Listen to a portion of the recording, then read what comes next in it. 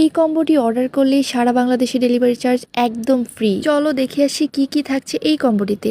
ফার্স্টেই দেখাচ্ছি Fit Me ইনফেলিবল মেটিফাইং primer. All skin টাইপের জন্য বেস্ট একটা প্রাইমার। আর আমরা জানি যে প্রাইমার ছাড়া কিন্তু আমাদের বেস মেকআপটা একদমই বসতে চায় না এবং লং লাস্টিং হয় না। সো এই কম্বোটিতে আমরা একটা প্রাইমার পেয়ে যাচ্ছি।